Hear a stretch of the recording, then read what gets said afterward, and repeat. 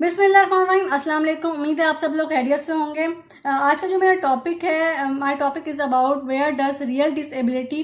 Comes from. After much deliberation I realise that disability begin where people leaves us alone, where the world does not allow our thinking to move forward and when we create our own imagination world away from the real world. तो यहाँ पे बात आती है imagination क्या होती है। What is imagination? Imagination is the part of your mind which allows you to form pictures or ideas of things that do not necessarily exist in real life. जब हम imagination शुरू करते हैं, imagination की world बना लेते हैं, तो उसमें हम अपने दोस्त बना लेते हैं, imaginary फ्रेंड्स बना लेते हैं। तो उसमें क्या होता है, हम रियलिटी में तो रहते हैं लेकिन हम एक दोस्त बना लेते हैं जिससे हम खुश रहते हैं, जिससे हम बात हमारा होता है कि हमारा कोई दोस्त है, हमसे बात कर रहा है, या लेकिन हमारा वो तसव्वुर ही होता है, हमें पता होता है कि वो तसव्वुर है, हमारा ऐसा कुछ है नहीं। लेकिन जहाँ बात आती है डिसऑर्डर की, तो वहाँ पे हम अपने आसपास के लोगों की जो रियलिटी होती है उनको अपने मुताबिक करना चाहते हैं, अपने मुताबिक डील करना चाहते हैं, उनसे बात करना चाहते हैं, और फिर हम उसमें ऐसा घुस जाते हैं कि हमारी अपनी रियलिटी जो होती है हमारी साथ नहीं होती, वहाँ हम उससे अपनी रियलिटी से दूर हो जाते हैं और हमें लगने लगता है कि वाकई में कोई हमारे साथ बैठा है, और हम उसमें इस तरह से महव हो जाते हैं कि हमें लगने लगता है कि हम जो खा रहे हैं वो साथ भी खा रहे हैं, और हम उसके बगैर हम सोचने लगते हैं कि हम वो भी हमारे साथ खाए तो मैं खाऊंगा, इस तरह से कोई बन जाती है। और जहाँ पे इस तरह का सीन होता है तो वहाँ पे डिल्यूजन्स और हेलुसिनेशंस जो हैं वो डेवलप हो जाती हैं, जहाँ पे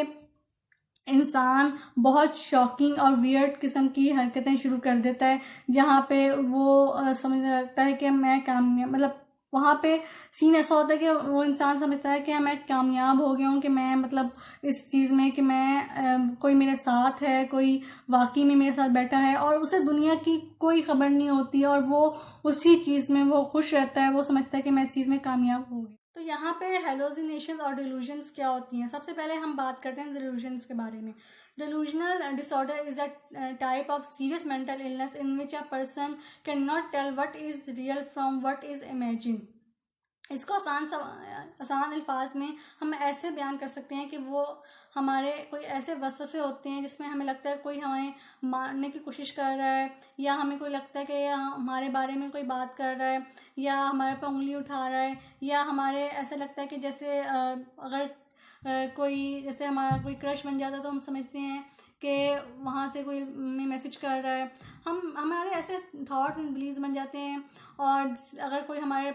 बॉडी पार्ट का कोई भी इंजरी हुई हुई है, या कोई भी प्रॉब्लम है हमारे किसी बॉडी पार्ट में, तो हम समझ लगता है कि वो अब कभी काम नहीं करेगा। हमारे बिलीव्स फॉल्स बिलीव्स बन जाते हैं जो हमारी रियलिटी में मसला क्रिएट करती हैं। Delusional are defined as fixed and false beliefs that conflict with reality.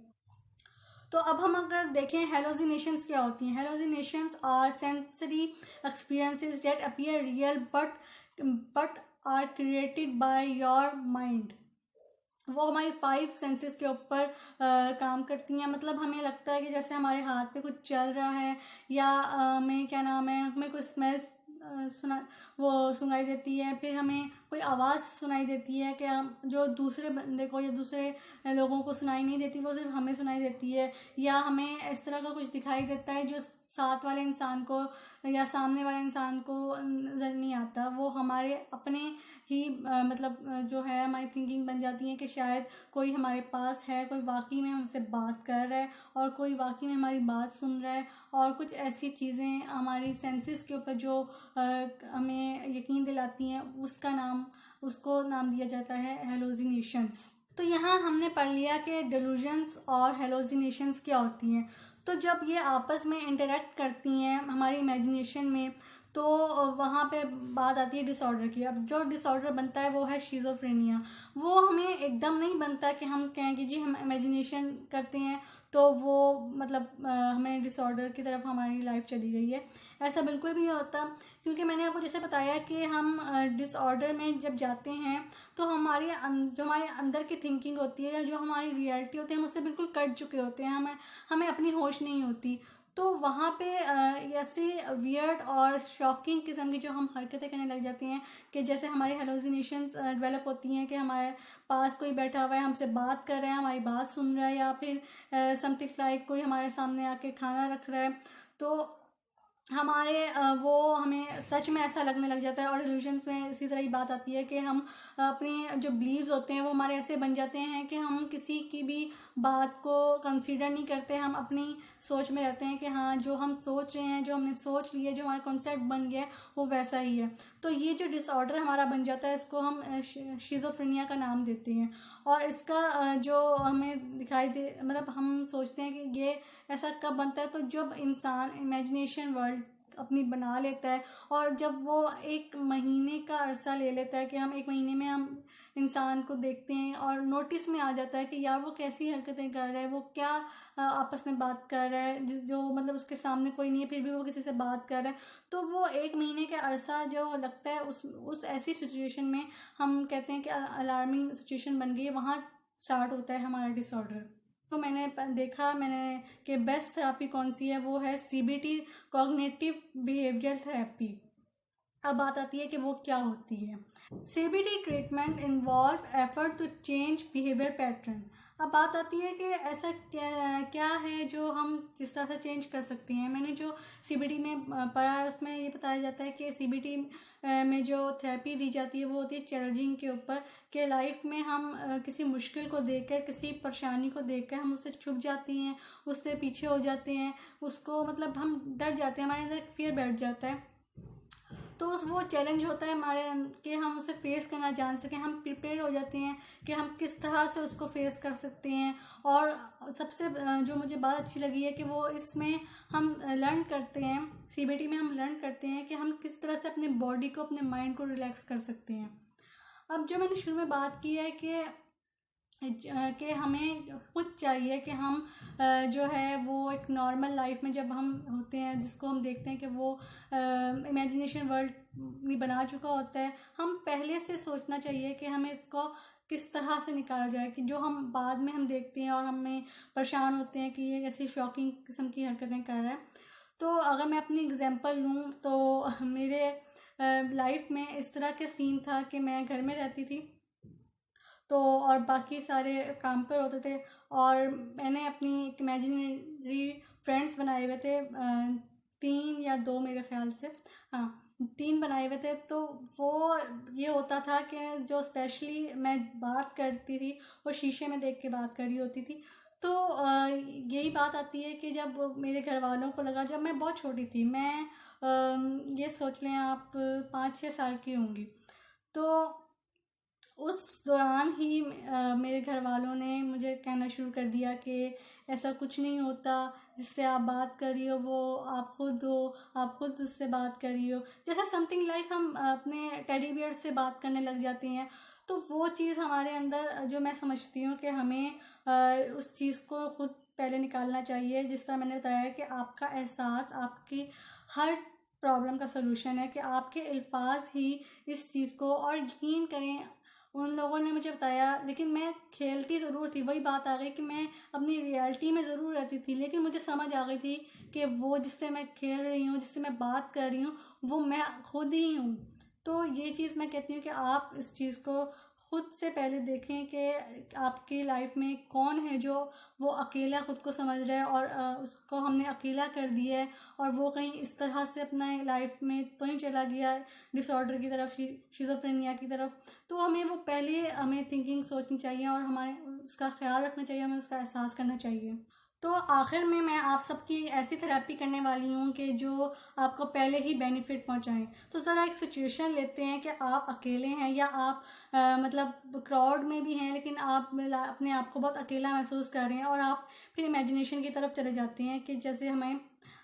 उसके मतलब इमेजिनेशन में हम खुद को मोटिवेट भी कर सकते हैं, लेकिन हम ये सोचने लग जाते हैं उन लोगों के बारे में कि वो आ सकते थे फिर भी नहीं आए, कोई हमारा नहीं है कोई, और उसको उन लोगों को सिर्फ उनकी परवाह है, हमारी परवाह नहीं है। तो ऐसे सिचुएशन में जो हमारे थॉट्स बन जाते हैं, तो इस सिचुएशन में मैं समझती हूँ कि हमें ये सोच लेना चाहिए कि हमारा कोई है ही नहीं। जब हम ये सोचते हैं कि हमारा कोई है ही नहीं, तो हमारे अंदर एक बात आती है कि हम खुद जाने कि कोई ऐसा है तो नहीं जिसे हमारी ज़रूरत हो। हम ये सोच लें कि हमारा कोई है नहीं लेकिन हम सबके हैं। तो ऐसी सिचुएशन में हम अगर ये सोचें कि हमारा कोई है ही नहीं, तो इसमें हम अपना आप को बहुत ज़्यादा हिम्मत दिला सकते हैं कि हमने खुद करना है। क्योंकि देखें, अगर हम सोचते हैं कि हमारा है, फिर हम सोचते हैं कि हमारा है तो कोई आ ही नहीं रहा, तो वो हम अपने आप को डिमोटिवेट करने लग जाते हैं। तो जब हम ये सोचें कि हमारा कोई है ही नहीं, तो और दुनिया में हम ही सबके हैं, हम सबका ख्याल रखें, कोई हमारा ख्याल रखे ना रखे, कोई हमसे दोस्ती करे ना करे, हमने खुद को इस तरह से बनाना है, इस तरह से करना है कि हम किसी पे डिपेंड ना हो कि हम समझें कि हमारा कोई है ही। अगर फॉर एग्जांपल हमारा अगर कोई है भी, तो मज़े की बात ये है कि हमारा अगर कोई है तो क्या आप ये सोचें, इस पॉइंट ऑफ व्यू से सोचें कि हम कब्र में अकेले जाना होता है कि हम उसको अपने साथ तो नहीं ले सके जाते। मतलब मैं ये आपको समझाना चाह रही हूँ कि अगर हम अपने आप को खुद से ये सोचते हैं कि हमारा कोई है ही नहीं, हम ही सबके हैं, तो यहाँ पे हमारी जो है हमारी थॉट्स और हमारी जो थिंकिंग है वो हमारी जो है वो नेगेटिविटी की तरफ जाएगी नहीं। क्योंकि हमारे अंदर ये बात आ जाएगी कि हमारा कोई है नहीं लेकिन हम ही सबके हैं। अब इसकी एग्जांपल इस बात पे ले लें कि इस पूरी दुनिया में आप अकेले हों और आपको बस ये हो कि कोई मिल जाए जिसके साथ हमारी जो है वो तन्हाई ख़त्म हो जाए, कोई मिल जाए कि जिससे हम अपना दिल का हाल बयान कर सकें। तो उस सिचुएशन में हम एक खोज लगा रहे होते हैं, तलाश कर रहे होते हैं, और खुदा ना खास्ता अगर वो हमें मिलता है तो वो कहीं पे पहाड़ से गिर रहा होता है, चाहे वो कोई भी हो, लेकिन हमारी बस कोशिश होती है हम किसी तरह से उसे बचा लें और हम अपनी जो है अपना दिल का हाल जो है वो उसे सुना दें और हम अकेले ना रहें। तो यहाँ मैं ये आपसे समझाना चाह रही हूँ कि अगर हम ये खुद से पहले हम ये बना लें अपनी बात कि हमारा कोई है नहीं, फिर दूसरा हम ये बना लें कि शायद कोई है इस दुनिया में जिसको हमारी ज़रूरत हो और जो हमारी वजह से बच के हम फिर अकेले ना रहें। तो इससे हमें ये होगा कि हम किसी पर डिपेंड नहीं करेंगे, लेकिन हम इस चीज़ में लग जाएंगे कि कोई मिल जाए और कहीं से और हम अपनी जो परेशानियां हैं, जो हमारा दिल का हाल है, वो हम उसे बयान कर सकें। और जब हम ये सोच लेंगे तो हम दूसरों की मदद भी कर सकेंगे। जो हमें पता भी चल जाएगा कि जो कब्र में हमारे साथ हमारे लोग नहीं जाते, हमारे अमाल जाते हैं, हमारी नेकी जाती है। So when you create such thinking in your mind, disorder will never born again in this world. उम्मीद है आप सब लोगों को इमेजिनेशन के बारे में समझ आ गई होगी। मुझे फीडबैक देना ना भूलिएगा। Thank you so much.